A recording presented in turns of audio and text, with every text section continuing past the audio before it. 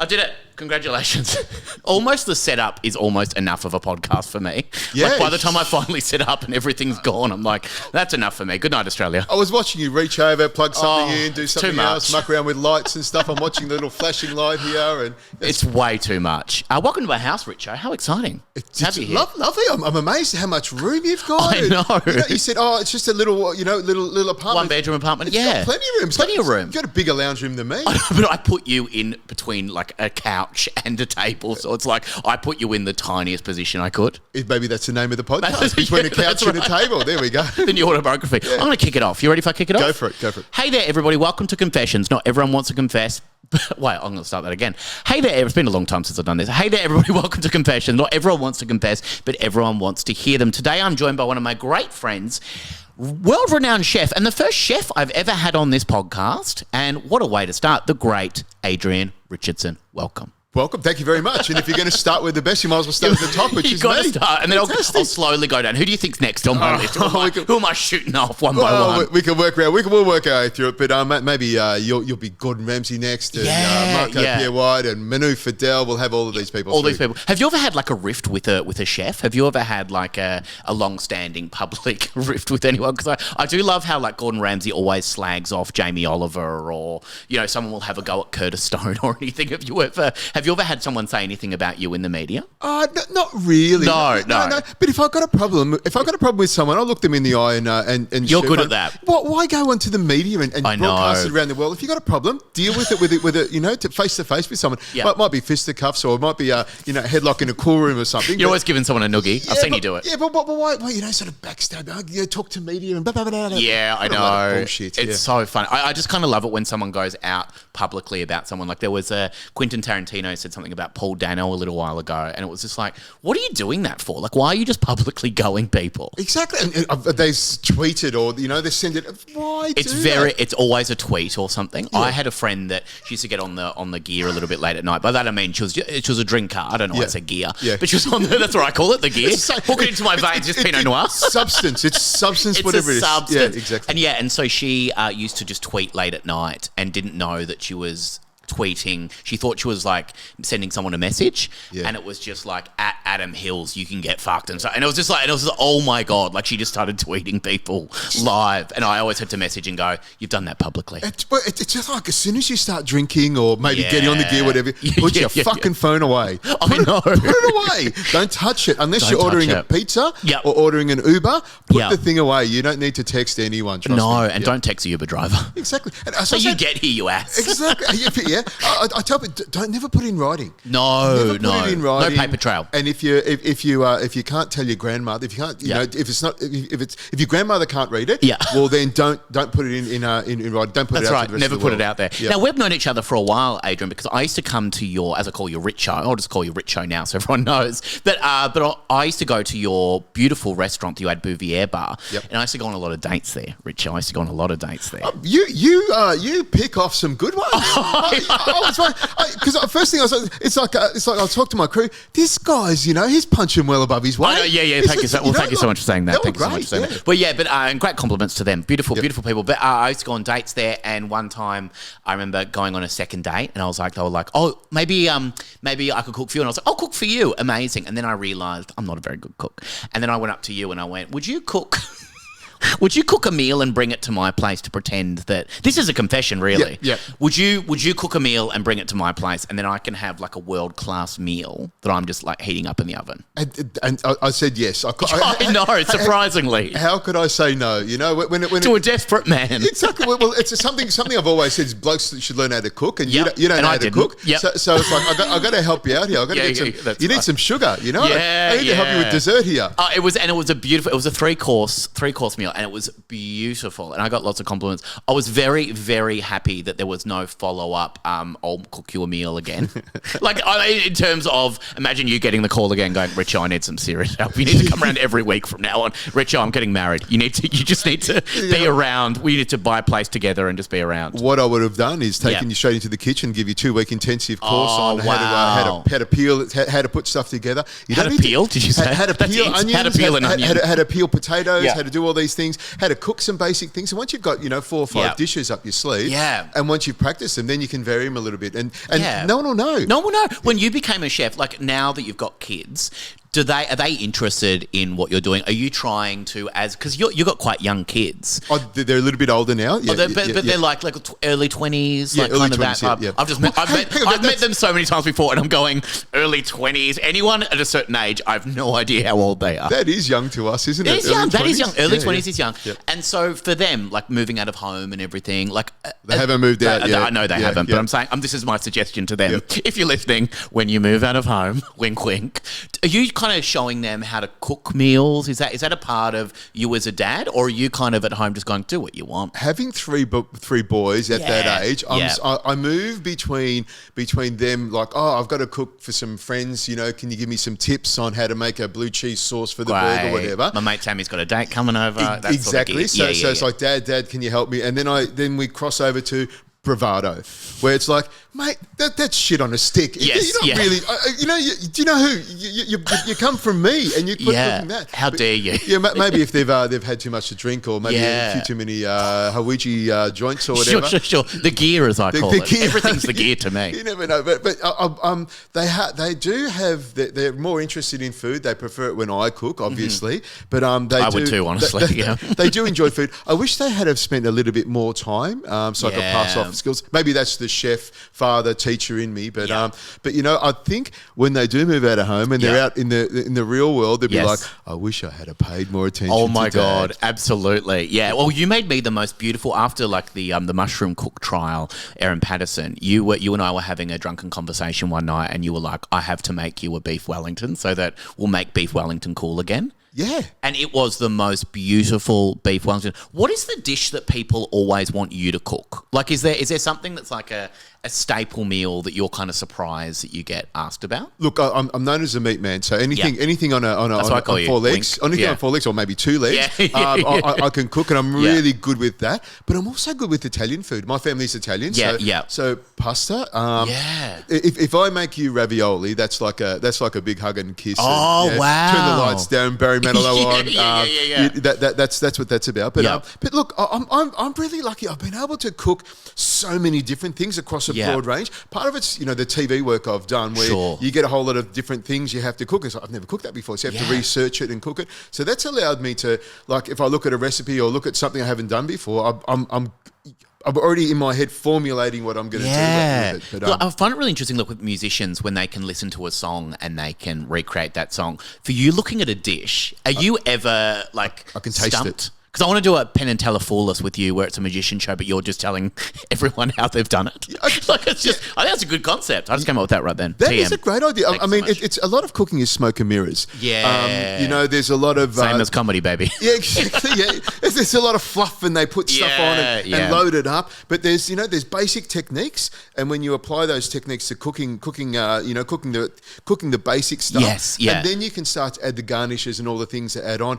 Often you'll find that a great cook will cook simple food beautifully. Yes. Someone who's trying to hide from not having as much skills will add all these other trickery to it. Yeah. They've cooked the shit out of the beef, so they'll add all this fluffy stuff Heaps to it. of seasoning as well. Yeah, it's like the saltiest thing you've ever had. And smoked paprika and chili and all this stuff on it. Lots of gear. Exactly. Just put some fucking salt and pepper on it. A little bit of fresh thyme with it, a little bit of butter on it at the end, and that's all you need. Are you really insulted when you see someone put like salt or pepper on your meal before they've tasted it? Well, it's like... You want to slap them? Well, it's like, I think people know me well enough. I put salt on everything. It's well seasoned. Yeah, right. And you should have a taste of it. A lot of chefs don't put salt and pepper on the table because it's seasoned enough. I do. I've got a little salt shaker with, my salt loves meat loves salt on. If you want to put salt on it, go for it. There's some people that like a lot of salt. Yeah. And when my granddad used to just pour it on. You could actually see it. It's like, it was like a film of salt on top. I wonder why. I've got better stories. Equalise the body or something. I don't know. But people need to, maybe if they're smokers to flavour it. Yeah. And they're used to salty stuff. But for me, if I just say, just have a little taste of it first. Yep. And then but I season it right up to the edge. Oh, yeah. And there's no more. Yeah. I had a plane. I was on a plane today and I had a meal on the plane, and I did ask, can I have more salt, please? Because I was like, I don't even know what this is. Well, funny you should say that when you're in the air, you're pressurised, and the weather's it's a little bit. You got air conditioning there as well. Yeah. Your taste buds don't work as well at altitude. Really? So when they're doing airplane food, they usually season it up a little bit more so you can taste it. Maybe my granddad always had high altitude. He was a tall man. Yeah. He's a mountain man. Yeah. Mountain man. Yeah. So for you, like cooking and loving it, like. As a chef, like you were in a restaurant for a long time, different restaurants and everything. Yep. Then you kind of started to do more TV and everything. Did you kind of miss that world of being in a kitchen all the time, or were you kind of done with the 14-hour days? I've always been in kitchens, and I still am today. I don't know why I said 14 hours. That's such a weird thing for me. I actually did 14 hours on Saturday. Yeah, sure, okay. It's still now, it's not unusual for me to go to the market in the morning. I'll be at the market at 8 o'clock. And you know, I'll be, if I do an evening shift, I'll be at the door at 10, 11 o'clock at night. Mm-hmm. But I love it. I'm feeling the body isn't loving it as much as my brain loves it. I find I have to stretch a little bit. But you know, I still love the hours. I still love the cooking, but the TV stuff I really enjoy. But as you know, with the media, it's a danger. It's a ferocious beast. It sucks everything out of you, and it is quite draining. You know, you film for a couple of days, or do a couple of podcasts in a day. Yeah, you're exhausted, aren't you? So exhausted. You know, because your brain's working. Whereas in a kitchen, a lot of it's repetition. Thank you for saying that about me, but sometimes not.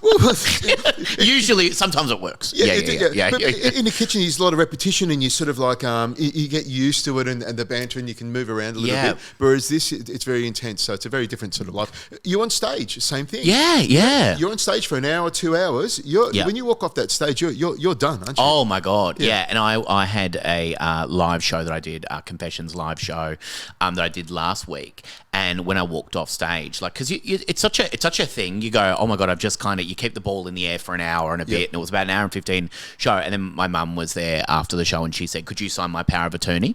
And then you have to go, holy shit, and you have to switch gear real quick, which is not always what she does after I come off stage. But this was a particular, we're going away, you've got to be our power of attorney. But it was such a gear shift to go, I'm just signing their life away, literally, on a table at a bar downstairs. Funny you should mention, when I first started doing TV, I did a show called Boys Weekend with Manu, Gary and Miguel, and we would go away for a week, film a whole lot of stuff, and I'd come home exhausted, and we'd be on a helicopter flying, doing all this crazy stuff. Yeah. But I'd get home on a Friday night, I'd be handed a boy with a shitty nappy, and the house is a bit dishevelled and screaming and yelling and carrying on. It's like back to the real world. Back to the real world. The media side of it, it's not real.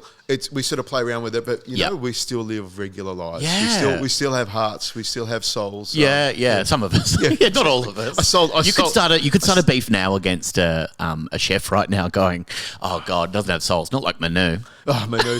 Just for no reason, take someone down. Can I tell you, he was born in Geelong. He's not French at all. He's born in Geelong. He's put on the French accent just to pick up the girls. He's doing it for clout. Yeah. That's the truth. So for now, like when people want to go and look at Richo, you're doing cooking classes. So is this something that you do quite regularly? Well, I do. I run events at Bouvier. So I did a couple of cooking classes on Saturday, which I really enjoy. Yeah. For me, getting in front of 20 people and running through I do five dishes in a couple of hours. And I really enjoy that part of it. That teaching part of it is in me, and I really and they love it, and it's a really, really nice thing to do. But we also do the events. So next weekend we're doing nonnas. So I'm doing Friday and Saturday night. I'm doing a lot of my Italian favourites. So great.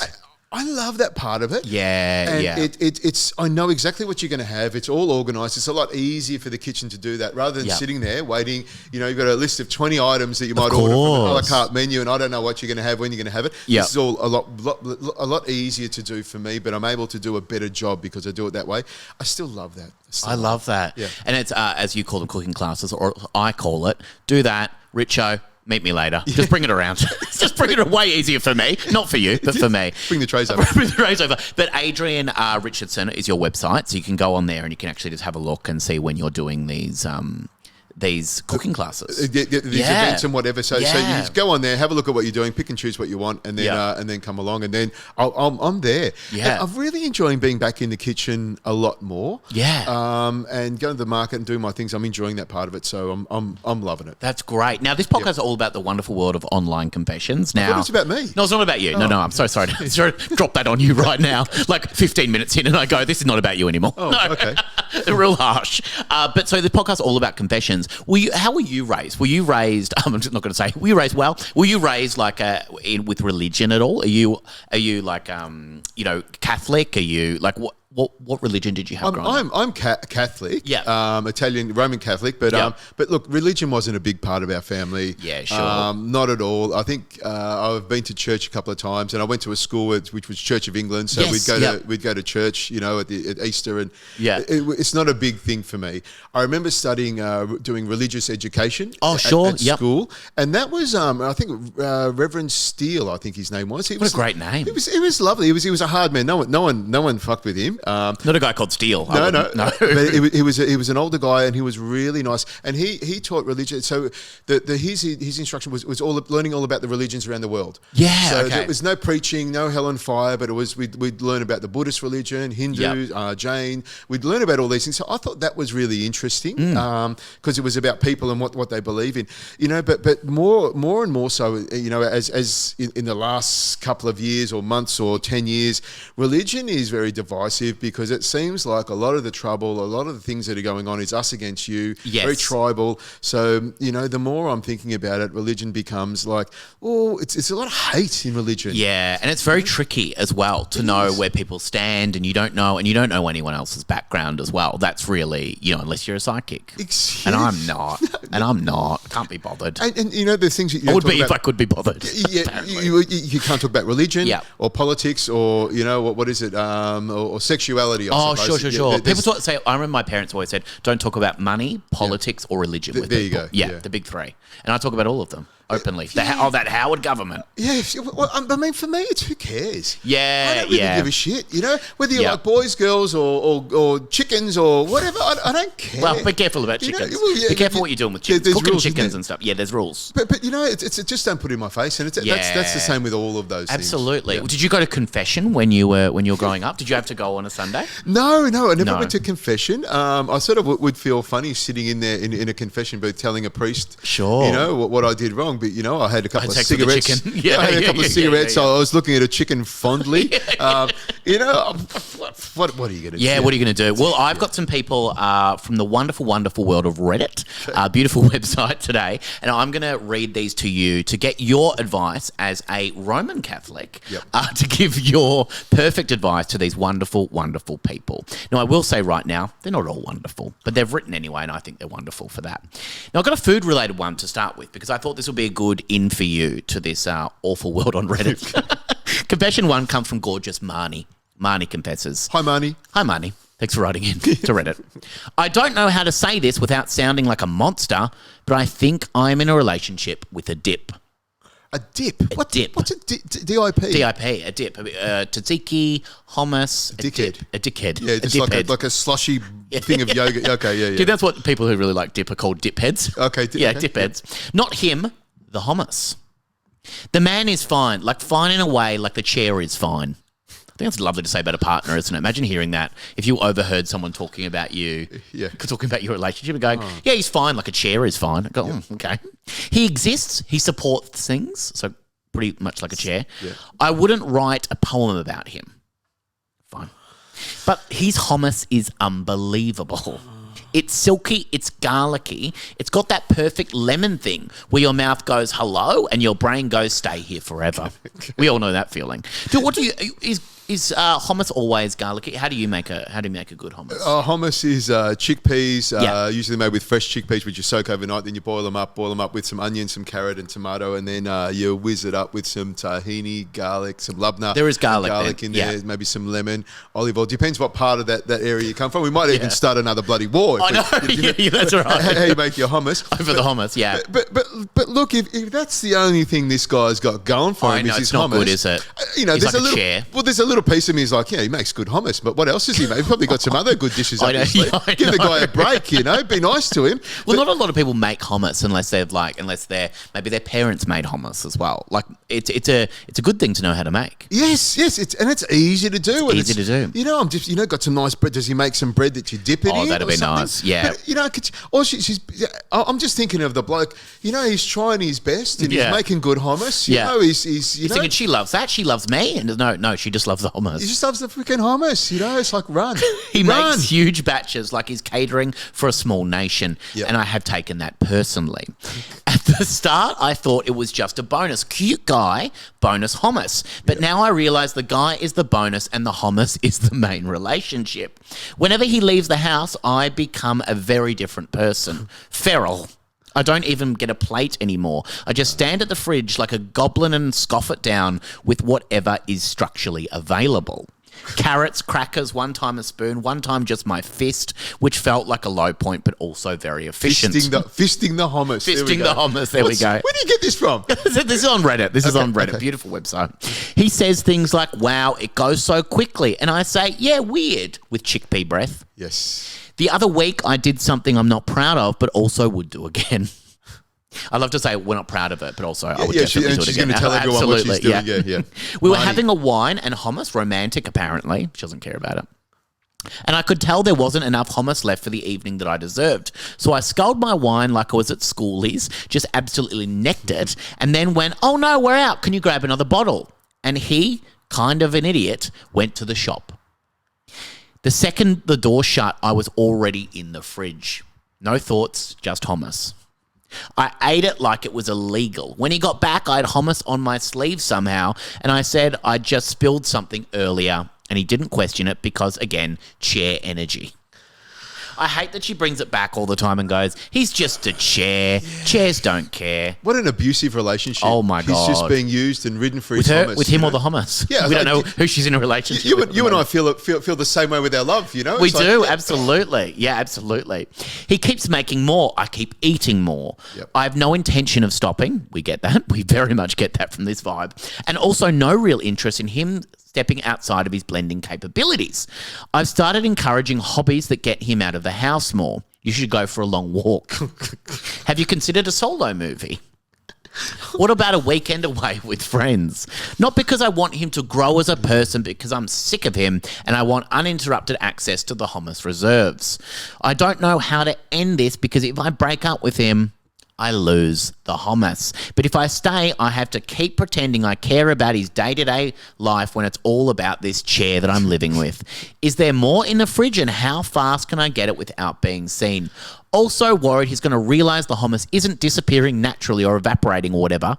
Does hummus evaporate? He knows. He knows. He knows you're just slaving. You know, you're just slathering hummus all over you. Yeah. You just want to line. Maybe fill up a bath of hummus. And slide into there. Have a hummus. Actually, sounds bath. amazing. Yeah. Like that photo of Whoopi Goldberg in the milk. It'll just be her in there. That's great. And install some sort of hummus surveillance, which I think would break me. Do I come clean? Or do I commit to the bit and possibly marry this man for lifelong dip access? Please be honest, but also gentle, because I haven't eaten real food in weeks. I'm weak. Marnie, you have very low. Your bar is very low. If hummus is the only thing you're considering, you maybe should marry the guy, because if that's the one thing you love and that's what he's good at. And you know what? You can still ride a chair, can't you? You know, that's true. Yep, that's a beautiful thing to say. Actually, exactly. Shares a chair at the end of the day, supporting me, supporting you. Or you could just learn how to make the hummus yourself and fuck him off. Well, how do you do that? How do you approach? So if someone comes up to you, Richo, and they go, "Hey, I love what you did there," are you giving away your recipe real quick? Recipes are there to share. Yeah, sure. Do you know what I mean? You're not like the Colonel with his seven secret herbs and spices. You can keep it all secret, but I think they know what they are anyway. They live in spice. But for me, it's what are they? Just curious. I know them. Thyme, what oregano, are they? Garlic, onion powder. What are they? Rosemary, and something else. I don't know. Pepper. All right, we got an exclusive here, folks. We got him. You know what they are? We got Ritual Beauty. But you've slagged off another chef. Finally, you did it, the Colonel. Yeah, that's right. Yeah, the Colonel. But he's dead, so I can get away with it. You can actually. But it's not that hard to make hummus. So just make it yourself. Yeah, absolutely. Do you think in a circumstance like this, you can just go, "Hey, wild thing, but I'm going away for a girlfriend's weekend away, and I want to bring some hummus." Could you maybe write down how I do the hummus? Like, you got to get real sly in there and go. Because what if it's a family recipe and he goes, no, I can't. Because that could be a thing. The mum could be like a mob boss standing behind him. Just stand there and watch him. Yeah, watch him do it. Stand there and watch him. And pretend you're enjoying his company. Yeah, and then you have been for ages. And then what you do is you weigh all the ingredients before he comes in. Once you know what the ingredients are, weigh them all before he comes in. Get him to make it. Weigh the leftovers. So you just got a little weight that you're taking, a portable weight around. Yeah, you could do that as well. You could do that very easily. Why wouldn't you do that? But really, just for fucking hummus. Just for hummus. All for hummus is nice. I love hummus. But I'm more of a tzatziki guy. But I'm not going to sleep with a guy for hummus, am I? Aren't you? Well, you said a lot of things. Okay. How good's your hummus? How good's your hummus? Show me your hummus. Tell me about your hummus. If we put my carrot into your hummus, and see how we go. I feel like it's a big thing to be in a relationship with someone for the way that they make one thing. Yep. Like, sure, like, chef like yourself, that's beautiful. That's like, there's something romantic about that. Someone that cooks well, that is a great thing. But someone that's only making hummus, she never mentioned he makes anything else. It's usually the other way around. I love that person. They're really good. But there's one thing that drives me nuts. They leave their socks on the table or whatever. It drives me nuts. But everything else is bearable. Yeah. But that's the one thing. And you learn to live with that one thing. It's the other way around with this one. There's only one good thing about him, and it's hummus. Rest is shit. Personality of a chair. Not very nice. Maybe he's really nice. He does everything else really well, and that's what he does really well. So, yeah, I'm sorry, Marnie, but... good luck to you, Marnie. Yeah. I think you should break up with him, Marnie, for God's sake. Learn to make hummus on I think your he own, should darling. leave you, to be honest, Marnie. Exactly. Let's go to the next confession that comes from gorgeous Brian. Brian confesses, I've made a mistake. So basically, I'm in IT, like computers, normal wires. I don't think anyone in IT has ever said it. What do you do for work? I work in IT. Normal wires. Like connecting the wires. I guess. Yeah. It's a very weird way to explain it. Yep. Turning it off and on again.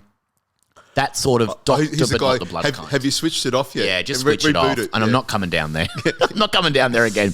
Anyway, I went on a date with a girl, and she said very casually, but also kind of felt threateningly, that she only dates doctors. I once went on a date with someone who said, she goes, it's so weird. I had the best night tonight, but I only usually date attractive guys. Brutal. I call myself the doctor. You call yourself the doctor? Every time I go to the doctor and he says, you should stop drinking, Adrian, I get a second opinion. Great. I can start drinking again. From Dan Murphy's. Adrian, you should start drinking. I got a second opinion from Dan Murphy's only. Yeah. Exactly. That sort of doctor, but not the blood kind. So it's calling himself a doctor, right? And he goes, she said threatened to only date doctors, which felt very rude, but also kind of a challenge. Yeah. Also, I panicked and said, same. Yep. But meaning I am one. Yeah. So I only date doctors? Same. Yep. So, what, do you date doctors as well? No, I am one. So now I pretend to be a doctor.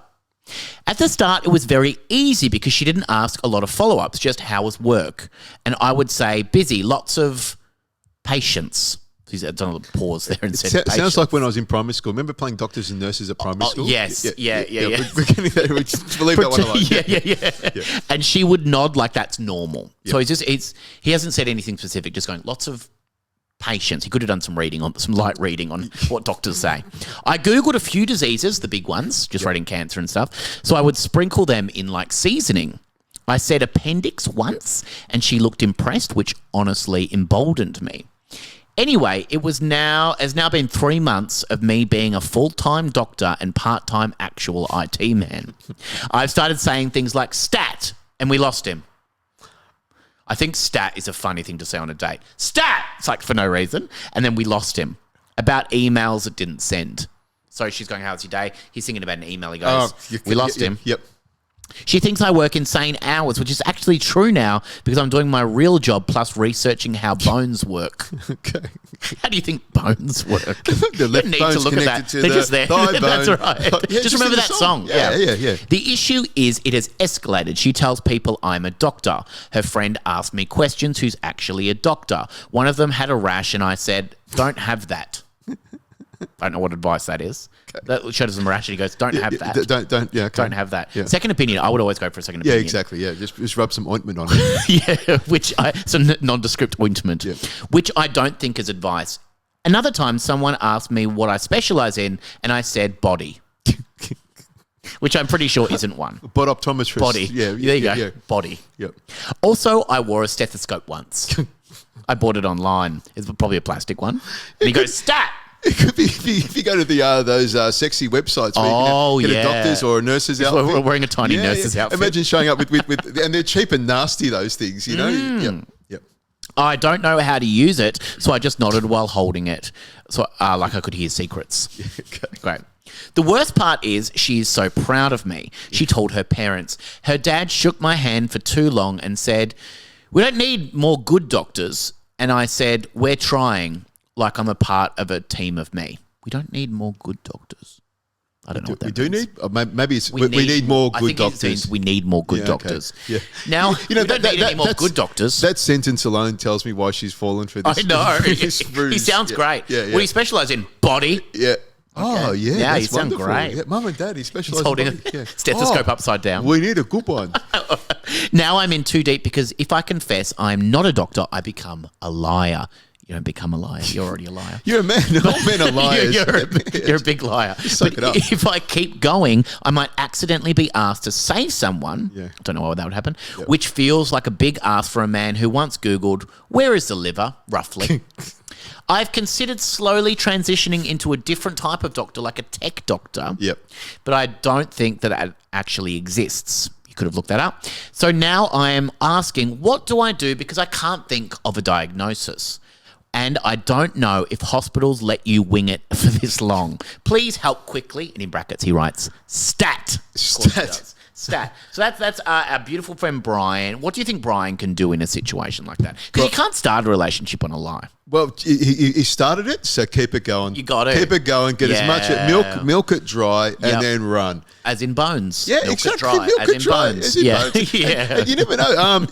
And when you get caught out, you can just, you can say, "Oh, I loved you so much. I didn't want you." I wanted to be a doctor. Exactly. Yeah, that's actually beautiful if you put it like that. You can put it like that. Whether you get away with it or not, I doubt it. I don't think you will. I don't know for how long as well you're thinking of getting along well. But really, I mean, he's bullshitted all the way up to here. So I mean, he's done pretty good. He's not going to get away with it. No. If he does, they're all fools. But Well, Dad said we need more good doctor.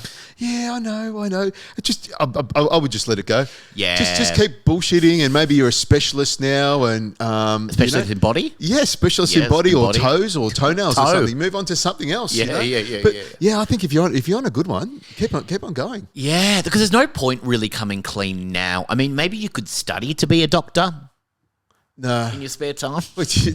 All your spare time? And that'll be the thing of the defibrillator going, turn it off and on again. Can you imagine what the fuck were you thinking at the start to say I'm a doctor? Thinking this is the girl I could have a relationship. I mean, unless he thought it was just like a one night stand and there was like that was awesome. I want more of this good stuff. And the good stuff. Going. Yeah. Stat. Stat. We need more things. Women on wine. Stat. It sounds like a nervous reflex. Oh, it's scary. It's kind of scary, terrifying.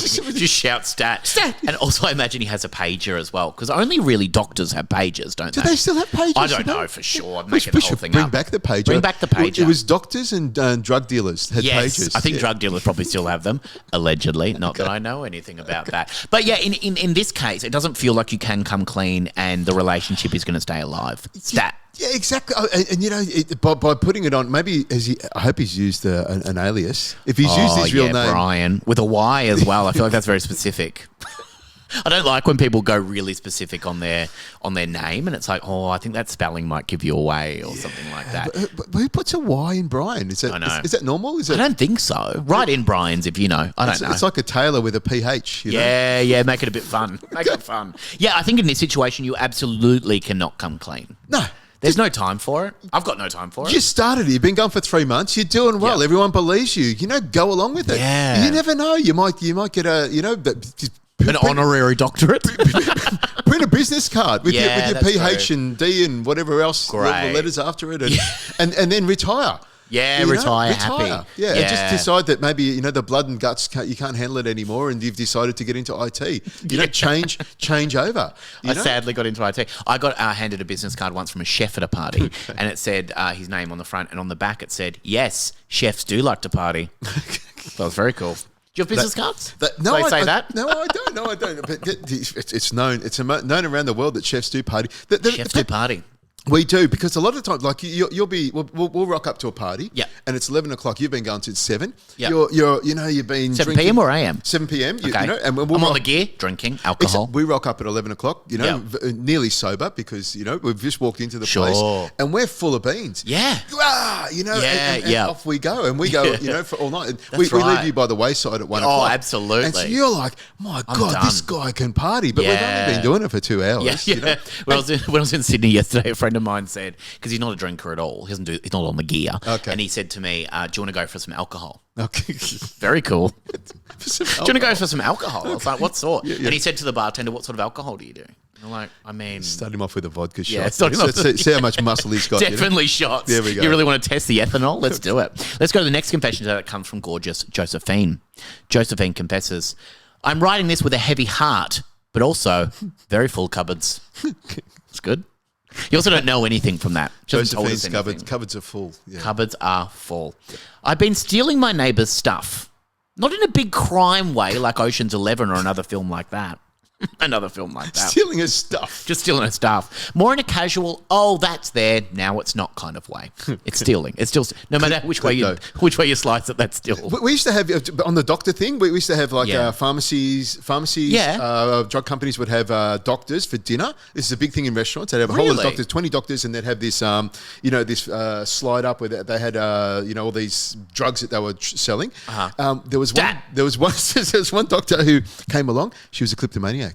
She'd steal toilet rolls. She would steal cutlery. She'd steal the pepper. And you knew this about her. She would come all the time, and we'd let her go. And then at the end of it, we'd just ask her to open her bag and take it all out. It was obviously an illness. Yes, It was a thing, and it was really can't diagnose herself. That's the greatest crime of all. In that case, do you taking stuff? Like, how was she taking toilet rolls and stuff? Would she have a bag with her or something? She had a bag, one of those carry bags on the side. God. And it would sit next to her, and she'd put things in. Any leftover food, she would, put it in little containers, which she had with her. That's insane. It's a little bit like, but usually when people are pissed, they'll knock off the peppermill, they'll knock off some cutlery. You can see it. Yeah. You can see what's going on. What's the biggest thing in a restaurant that people steal? Is it like a wine glass or something? Like a nice wine glass? Wine glasses are usually quite brittle, so they'll usually steal like the steak knife, the peppermill. If you got nice peppermill, people will steal. People will steal anything that's not broken down. Yeah, I tell you this without a word of a lie. Mm-hmm. I've had toilet brushes stolen. Oh, that's disgusting. I know. Why? I'm just thinking, I want to get to know these people. That's a kink that I know nothing about. I know most of them, but that one there, I wonder, what do you do with that toilet brush? So I've been stealing my neighbour's stuff. More in a casual, so she's really kind of going, it's not really stealing, it's just, it was there and now it's in my home. Yeah. It started small, a grocery bag left out the front of their house. I thought I'd just mind it for them, but then I minded it for too long and it lives in my house forever. Yeah, that's what happens with stealing. Yeah. And now it's escalated like a staircase. Beautiful saying. Anything left out the front is basically spiritually mine. Uber Eats, parcels, groceries, one time a box that just said fragile, which I took as a suggestion. I don't even need the stuff. I'm not hungry. I'm not poor. I'm just curious and fast. And you're a kleptomaniac. And a kleptomaniac as well. Yeah. Just curious and fast. It's the thrill of it. The early bird catches the worm, but I'm the bird and the worm is someone else's pad thai. Beautifully put. I hear a car pull up and I'm already peeking through the blinds like a nosy curtain. You're not a nosy curtain if you're peeking through the blinds. She's sitting there watching, waiting. Yeah, she knows like at 6:30 on the dot they order their takeaways. Yeah. Wild. The second the delivery person leaves, I am out there like a ninja, but less trained. Of course, you're less trained. Yeah. I tell myself finders keepers, which I know is not legally binding, but it feels binding in my heart. Beautiful. Trespassing on their property, go to their front door. Not legally binding. Blinding? Yeah. Also, you snooze, you lose, which I whisper while picking up their milk. Yep. You justify it any way you want. That's right, early bird. Yep. My house is now full of things I don't want or need. I have 3 air fryers. I don't even fry air. I don't think she knows what it is. Yeah, not into the air fryers. You can keep them. But I've got a huge one. They take up so much room. Oh my God, absolutely. But you use it all the time, don't you? I love my air fryer. Yep. I got parcels addressed to a man called Darren, and I don't know Darren, but I feel like I know his taste, and now it's confusing. Yeah. The worst part is they are starting to suspect. They put up a little camera while I pretend not to see while waving at it holding their groceries, which felt bold, but also a cry for help. Now I have to do different angles. I'm crouching behind pot plants like a criminal gardener. Sometimes I take things I definitely don't need just to keep the streak alive, like bread. I don't even eat bread because I'm GF that much, but there it was, and so was I. Strike while the iron is hot, except the iron is a box of HelloFresh and the strike is me legging it down the driveway. I keep thinking I'll stop one day, then I hear a knock next door and my body goes, go time. It's like muscle memory, but the muscle is all wrong. I don't know what to do because I don't want the stuff. I want the moment. But also I have so much stuff now, I can barely open everything. And it looks like I could open a confusing shop only selling other people's lives. Do I come clean or do I lean in and become some sort of local legend? I don't think you're going to become a local legend. No. But it's someone going, stay away from her. The cameras are already out, darling. That's right, I know. Because right now I am walking a mile in someone else's shoes that they paid for, and they're from a parcel I took on Tuesday. Nicely, honestly, a fun read from Josephine. Yeah, kleptomania, obviously some issues. You're going to get busted. Technology nowadays, you're going to get busted. Yeah. There's a whole genre on YouTube of people who steal parcels and they explode. What do you mean? Oh, You mean a bomb? You know, people, Amazon parcels go onto your front doorstep. People go around and follow the Amazon trucks and steal them. Oh, wow. So people get sick of it. So they have bombs in them, glitter bombs, paint bombs.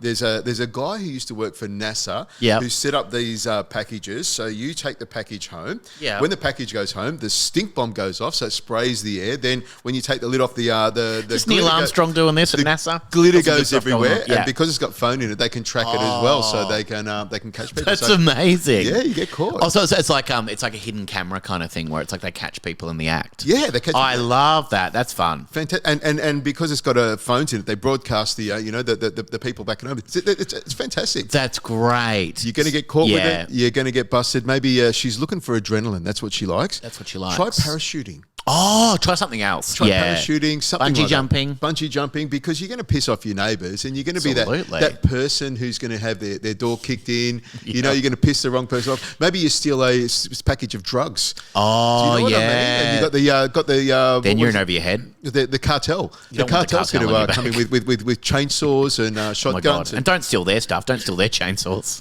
That's the worst idea. No. Because in this situation, I don't feel like... I think you just need to stop, and you do need another hobby, because you can't keep doing this and just seeing how long you get away with it for. It's a thrill of it. They probably know already. I think they do. You know what I would do? I would make get some takeaways, and I would put some chili in it. You know, some really hot stuff in there, or maybe some laxatives. You know, that's what's going to happen. People are going to start really fucking with you, and in that pad thai. Exactly. And once you're on the toilet for 4 or 5 hours and in pain and suffering, you might think twice about it. Yeah, that's right. Okay. Because I feel like, they have escape rooms. Escape rooms is a thing. They have, they're set up like different businesses, like, like people that want to go and smash plates and stuff. Like, that's a thing. Why don't they do shoplifting escape room kind of thing? Yeah. Is that a fun option? You go into a supermarket and the idea is you have to steal as much value as you can. Yes. Right?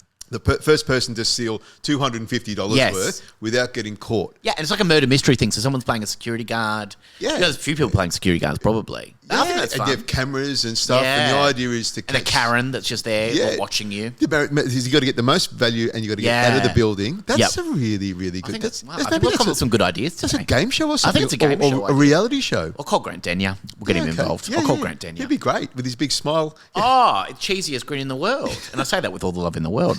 Great cheese. Can you imagine that? That's a challenge. You've got to shoplift as much as you can. There's a lot of experts out there. There's a lot of people shoplifting. Apparently in California, if you steal less than $990, they won't charge you. So people are going in and stealing heaps of stuff. And I love that. I'm going to try and call Grant Denyer right now. Should we try and call Grant Denyer on the phone? Yes. I won't answer, but I think it's fun. I'll try and put it in later if he does answer at some point.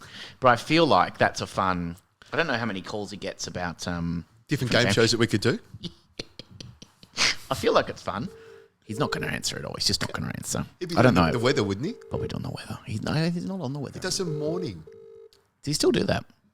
Good deal or no deal, guy. He's not going to answer. I do. This is embarrassing for me. We're not that close friends then, apparently. Well, no message can be left on this service. That's not even him. Well, it's rung out, which is good. Because if it's like one ring and then click straight to message. And I'm not looking him across the street. I'm going to try and get him on the line this week before the episode comes out so I can try and get him to go, are you in? Who else? Is there another person that you think we could get instead of Grant Denyer? If Grant Denyer doesn't answer this week, and you'll know by the end of the episode. What's the Sale of the Century guy? Larry Emder did it for a bit, didn't he? Larry Emder did it, but the Burjo, there was Burjo. Burjo did something else. There was Graham Kennedy did Blankety Blanks, and there was the guy that did Sale of the Century forever. I'm going to look this up right now. See if I can call him. It did it forever. See if I can get a random number and start calling him. Remember Sale of the Century used to be on, and my grandparents would watch it all the time. They could hardly speak English, But yes, they would watch it and then every now and again they'd pipe up with an answer. That was beautiful to watch. But it had to be on, and no, you couldn't speak. Shut up, Sale of the Century's on. Shut up. Here we go. Okay, so the contestant, Sale of the Century, was American talent. We want Australia. Okay, we want Australia right now. We need to. Okay, this is great. Sale of the Century. So you could do that. Oh, here he is. That's the guy right there. I know that face. Was that him? Was that the guy you're thinking of? No. That's TJ, isn't it? Is that Tony Jones? It looks like Tony Jones. Yeah, it does look like Tony Jones. Okay, I'm gonna look this up later and do it in a fact check. Maybe Tony Jones did do it. Did he do it? Maybe, yeah. Have you got his number? Can we call him? No. They don't give me their numbers. No Are you one crazy? Gives me their fucking numbers. This is the exact reason why no one gives me their fucking numbers, because I'll ring them out of the blue. As we were talking before this, when I'm hammered. Still looking it up. Yeah, I know, people change their numbers because of me. There we go. But I'm saying right now, it's 5:55 p.m. when we're recording. We'll just pull back the curtain. All smoke and mirrors here. Yep. I don't think that if someone called you at... What's your cutoff time for a random call from someone? Well, actually, I'm usually up quite late. So it's not unusual. And work-wise, I'd always get calls. It's not unusual for got these people, by the way. Got Tony Barber. Tony Barber, that's it. Tony Barber. Okay, great, we did it. It's not unusual. Glenn Ridge was the other one. Glenn Ridge, okay. Yep. It's not unusual for me to get a phone call at midnight or 1 o'clock in the morning. Someone, a chef has upset someone, or something's happened, or the colonel. Yeah, or the manager. The manager. We had some guys were mucking around. They set up drinking, and one of them had fallen over and cut himself quite badly and had to go to hospital. Yep. But they'd been drinking after hours, which they shouldn't have been doing, but they had to call me and, with tails between their legs, and explain to me what had happened. But you get all of these sort of phone calls, and it's I would usually 11 o'clock, I'd be checking my phone until 11 o'clock because my phone doesn't ring. Yeah. Doesn't ring, doesn't vibrate. You're always on silent? It's always on silent because it does ring all the time. So I'll check it. And if there's a call there from someone or a message, hey, Adrian, can you call me? I'll call them back. But usually my mates would probably ring up to, 9, 10 o'clock. Yeah. Hospo hours. Because you're used to doing it. Yeah. Exactly. And usually they'll send a text, and they've got voice to text. So you got voice to text. They can leave a message, and I know what they're saying. Richard, you want to come out and get on the gear, and come out. The colonel's here. Come and confront him, for God's sake. God. Yeah. In this situation, I feel like the shoplifting thing. If there was a shoplifting escape room as a game show hosted by Grant Denyer, TBC on that, maybe that is the only way forward with this. Or you can try and do some bungee jumping. Why don't we go analog? So what happens? I sit you across the table. I put something there that you're going to steal. I look away. As soon as you go for it, I've got a big bamboo stick. Whack on the knuckles. Wow! Okay, there we go. Yeah, we just reprogram the person. Yeah, reprogram. Maybe that's a way we could do it. Our own therapy sort of program. We put it a bit closer to you. And that's great. I took away, and every time you go to grab for it, whack, and you're done. Yeah. By the time you've got 3 or 4 broken knuckles, you sort of get the idea. That's great. You sort of get the idea of a few broken knuckles. It's gone back to the cartel times. Exactly. Well, let's move on to the final confession today. That comes from gorgeous Susan.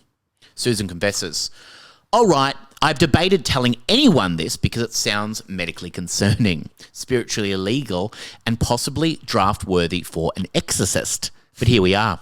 This is my confession about a ghost. First of all, that's a great sound effect we could use on this. We got it clean. I can use it as a sting. You got a clean white sheet? Probably not. Probably not. Thank you so much. First of all, I did not set out to seduce anything translucent. Okay. Should never set out to do that, I don't think. Yeah. I moved into an apartment because the rent was suspiciously affordable and the listing said full of character, which I now understand means previous tenant may still be emotionally attached to the hallway. Okay. Pretty good. It's very funny the way that like saying charming means old pretty much, and it's like there's a lot of plenty of charm. It's got crusty bits around the place. That's right. Yeah. And there's a body in the corner still. Yeah. The first sign was small things: cold air, flickering lights, a faint whisper that sounded like someone sighing dramatically. I assumed it was old plumbing or my unresolved issues. Then one night I felt someone sit on the edge of my bed.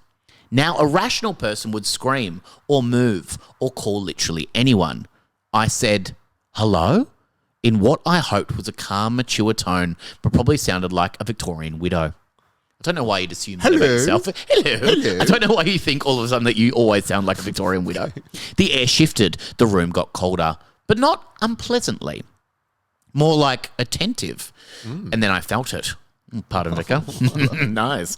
A hand, not solid, not exactly, but there was pressure, not yet, a suggestion of touch. And instead of running, I panicked in the opposite direction and said, this is fine. Beautiful. It escalated from there in a way I cannot medically explain. The ghost, whom I have mentally named Stephen because he feels like a Stephen. Weird thing to feel like Stephen. Developed a routine. Felt a Stephen before, so felt a Stephen before. Yeah, that's right. Oh, I know a Stephen if I've ever felt one. Oh, yeah. He would appear around midnight. There would be a dramatic breeze despite closed windows. My curtains would billow like we were in a low-budget romance film. At first, it was just hovering, close hovering, intimate hovering. Then one evening, I said out loud, if you're going to haunt me, at least commit. That's fun to say. I reckon she rehearsed that in her head quite a lot. I bet. And reader, he committed. There were sensations, very confusing sensations. That's right. Imagine being lightly embraced by a cool, weighted blanket with emotional baggage. There were touches that weren't touches, hands that weren't hands. Okay. And at one point, I absolutely gasped and said, oh my God, which I felt inappropriate given the circumstances. Now, I want to be clear. I tried to be sexy. Yeah. I truly did. I attempted to arch gracefully and nearly fell off the bed because there is nothing physically there to brace against. Sure. Seduction is significantly harder. We don't know. We're not sure at this point in time. Okay. Seduction is significantly harder when your partner can pass through the walls, of course. Okay. You're going to tell us that. At one point, I knocked over a lamp because I forgot that my lover does not obey physics. But despite the logistical challenges, there was chemistry or thermodynamics, something. He could trace invisible patterns along my skin, cool and electric, and I would shiver like I'd stuck my finger in an outlet of romance. It's beautiful. Just an electric shock. She's got friction. I'm almost getting excited. Yeah, I know. It's beautiful, isn't it? It's very exciting. Yeah. My breath would hitch. The room would hum. The air would press around me in ways that made it very difficult to maintain skepticism. Was it traditional? No. Was it technically with someone who has a pulse? Also no. Was it weirdly passionate? Unfortunately, yes. Are you sure you got this from Reddit or from Playboy Forum? It sounds like a fantasy Pornhub. Yeah. That's right. There was one night where the energy in the room was so intense my bookshelf rattled. My bookshelf rattled. It's pretty big when the bookshelf was rattled. You rattled my bookshelf last night. Imagine. Pardon, Vicar. I whispered Stephen, and a picture frame fell off the wall, which I'm choosing to interpret as enthusiasm. Or his name's not Stephen. And he's just got furious and just smashed it off the wall. Who's this Stephen bastard? Yeah. Are you seeing another ghost? Yeah. Afterward, there would be stillness, calm, a faint smell of old cologne and unresolved Victorian trauma. Don't know why you'd bring trauma into a sexy confession, but anyway. Yeah. And here's the worst part. I think I caught feelings or something. Maybe COVID. I started lighting candles for ambience for him. I'd say things like rough century to make him laugh, but he never laughed. That's showbiz, baby. I once bought sage, not to banish him, but to freshen things up, which feels like terrible ghost etiquette. Now I don't know what to do. Am I in a relationship? Is this haunting with benefits? That's good stuff. If I move, is that ghosting a ghost? Is that ironic? I haven't told anyone because what do you casually bring that up? I think, how do you casually bring that up? Oh, how's dating going? Well, he's pale, emotionally distant, and technically deceased. How's your relationship going? It sounds like most men, isn't it? It does. Yeah. I worry what this says about me. about my standards, about my thermostat. Stat! What if he gets jealous? What if he already died once from heartbreak and I'm about to sequel it? So yes, I've been intimately involved with a spectral entity who may have perished in 1983. That's not even that long ago. Yeah. I think she means 18, whatever. And definitely watches me sleep. I don't know whether to call a priest, a therapist, or couples counselling. All I know is my partner is still cold and I am not entirely complaining. That is the final confession today that comes from gorgeous Susan. Richo, what do you reckon? Susan. Well, just the way it's written, it's sort of like, she's writing a Mills and Boon novel. She's working with that one. She's got all of the romance in there. You've got some of the romance, not all of it. Susan, have you tried like a bloke? Maybe you should go out to a bar and meet someone. Meet someone nice. The romance is there. Maybe you need to meet someone who's got some, maybe out of this. We might give her a call. She wants some romance. She does. Romance is going to tick her box, I think. I think it will. Not the only thing. Maybe this is something for the blokes out there, Yeah. Call Susan. Women love romance. Yeah, they do. If you can be romantic and charming, you can have some fun with them. But Susan, fucking ghost. Yeah, you can woo her, something like that. Is this thing on? Yeah, of course. Plug me back in. Well, I think that's it. You soothe, you lose. Yes. Something like that. Yeah. I think that's really... There's a lot going on. A lot going on. Is she sniffing glue? We're not sure. We are not sure. What's she on? If she... she's on the gear. She's drinking alcohol. Alcohol? Or do you think Susan should tell her friends? Tell all her friends. Yeah. You know what? If she's this wacky, they know already. They know already. And she's probably had a few other things going on. There's a lot going on with Susan. Tell your friends because you probably need some help, love. Yeah. Maybe an exorcist. Yeah, cool one. Like a Ouija board. We should get a Ouija board in there and really get Stephen to tell us about it. Maybe he's just, you're the only one in the room. He's looking to get out. You need some help. I don't know. Yeah, smash off the wall again. My name's not Stephen. Exactly. Open the window. Let him out. Let him out. Maybe he just wants to get out. Yeah. Do you think? Yes. Because a lot of things about, do you believe in ghosts at all? Look, not really, but I've been creeped out a few times. Okay. There's been some moments where I've been creeped out and it's like, whoa, what's going on Hovering hand on your shoulder. I reckon it's all in your head. I reckon it's all in your head. We think there's all these big supernatural things, all this crazy stuff going on. It's not there, but then again, maybe it is. Maybe it is. Maybe we're the goddamn fools. Ever thought about that? Part of a program. Maybe we're the a biological program. There's the overlords watching over us. They could be. Yeah. We don't know at the end of the day. But I think you should tell your friends. I think that's a fun conversation to have. Don't bottle that up. No. Tell everybody. No, I mean, you've just told us. We've told all the people listening to us. Exactly. I think the whole world needs to know that you're having roots with ghosts. Yeah. You're doing roots with ghosts. You name of the podcast. Yeah. Maybe there's someone else that sort of maybe there's something else going on. Maybe someone's drugging you and slipping in there. That could be something creepy like that. But obviously, it sounds a lot more romantic. And it does sound more romantic and more than being loving. drugged. Maybe this is what she's putting out to the world, that she wants someone to be romantic with her. So maybe spreading it out with everyone, letting everyone know, then she's revealing that she wants romance and love. What's wrong with that? Lock me up if that's a goddamn crime. I know. That's what we all need. That's what we all need in life. Well, the end of that would have 4 beautiful confessions from 4 beautiful people. If you had to cast one of these as a major motion picture, which one springs out the most? You got Susan, who was probably having sex with a ghost, but we're not sure if it was just the window open. I would say Susan. I think it's already been done. I think it's already been with Patrick Swayze. Oh, yeah, the Whoopi film Goldberg. Ghost. It's actually called Ghost. Is it? Yeah. I think that could have been that one. But Josephine, who is writing with a very heavy heart because she's stealing things from her neighbour. Maybe a short film. You've got Brian, who pretended to be a doctor, but he works in IT. And you've got Marnie, who, of course, is stealing that goddamn hummus, and only with her boyfriend that he's like a chair. the hummus? It'll probably be the hummus one. It'll be a Disney comedy film. With The Rock, Oh, Dwayne The Rock Johnson's going to be involved. Johnson with hummus. Yeah, something like that. But yeah. You can see that one happening. But I do love the a side of hummus, we could call it. If you want the girly girl flick, it'll be be Susan with the ghost. Yeah, who do you think's playing Susan?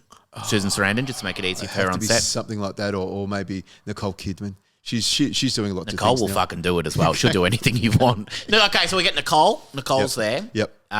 She'll produce it, direct it, and star. Of course, she'll executive producer. Yep. Who would we have playing Stephen? We want the actor Stephen Curry. Oh, it'd have to be John Hamm.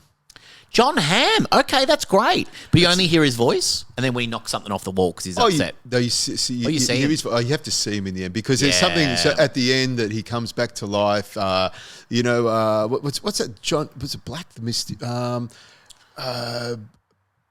Is this a film that you... This is a film that was on. It's a really good-looking one. Jennifer Aniston's first husband. Oh, Brad Pitt. Played the Grim Reaper. Oh, and he came back as a guy that got killed. Oh. And then at the end of it, I'm giving it away here. Yeah. But the guy comes back again and marries a gorgeous girl. Oh, okay. So I think do something like that. Yeah, it has to be a love tearjerker romance. So I think if you're a producer and you put money into it, I'd go for the last one. Yeah, great. Chick flick. Do you want to call it Ghost 2? Ghost 2. Ghost 2. The ghost in my bedroom. The ghost in my bedroom. That's actually beautiful. The lover in my the lover I can't see, or the lover in my bed. Yeah, there we go. Lover in my bed. Yeah. Beautiful stuff, Richo. Thank you so much for joining me on Confessions. I really appreciate you bloody coming on. We're going to be doing some fun stuff together soon that people can keep an eye on. Maybe involve a little bit of food, a little bit of talking, a little bit of chit chat. Exactly. How do people find you and every wonderful thing that you do? Go to adrianrichardson.au. That's how you find me. I think I'm on social media, Chef Adrian Richardson. You are on social media. Yeah, not hard to find. Just if you can remember my name, you can find me. You're halfway there. That's right. Thank you, Richo. Absolute pleasure. Good night, Australia.